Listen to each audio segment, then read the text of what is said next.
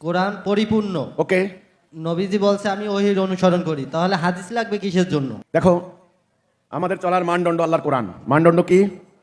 কোরআন। আমাদের রাষ্ট্র ব্যবস্থার বইতে আমরা বলেছি তাওহীদ ভিত্তিক, তাওহীদ মানে লা ইলাহা ইল্লাল্লাহ। ওকে, আর শরিয়াতের যারা শরিয়া বিশেষজ্ঞ আছেন, ইসলামী আইনজ্ঞ, তোমরা জানো, ফকি, ওনাদেরও কথা একটা, ইসলামী আইনের মূল ভিত্তি হচ্ছে কি? কোরআন। আর মানদণ্ড কিন্তু একাধিক হয় না, একটা। আল্লাহ রাসূল নিজেও বলেছেন, আল্লাহ যেটাকে হারাম করেছেন আমি তোমাদেরকে সেটা নিষেধ করছি, আল্লাহ যেটাকে বৈধ করেছেন আমি তোমাদেরকে জন্য সেটা বৈধ করছি। তাহলে হাদিস কোনটা মানবো? তোমার কথা সত্য, নিঃসন্দেহে গত কয়েক শতাব্দী ধরে বহু জাল হাদিসের চর্চা হয়েছে, বহু জাল হাদিস বানানো হয়েছে পরিকল্পিতভাবে। আমরা ওই সমস্ত হাদিসটাই নেব যেটা আল্লাহর কোরআনের সাথে সংগতিপূর্ণ, যেটা কোরআনের সাথে সাংঘর্ষিক, আমরা সেটা গ্রহণ করব না। ইতিহাস হিসাবে তুমি পড়তে পারো, বহুত কাহিনী আছে, সেটা পড়তে পারো। কাজেই সকল হাদিস দিয়ে আমাকে মানতে হবে বিষয়টা তা নয়। হাদিসকে তুমি দেখবে এই হাদিস কেনা আল্লাহর কোরআনের সঙ্গে সংগতিপূর্ণ কি না।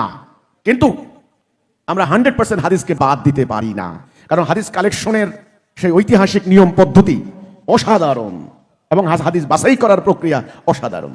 কাজে রাসূলুল্লাহর জীবনী বুঝতে হলে, জানতে হলে আমাদেরকে অবশ্যই হাদিসের স্টাডি লাগবে, হাদিস জানা লাগবে। বাট মানদণ্ড হবে কোরআন। মানদণ্ড কি? একটা উদাহরণ দেব।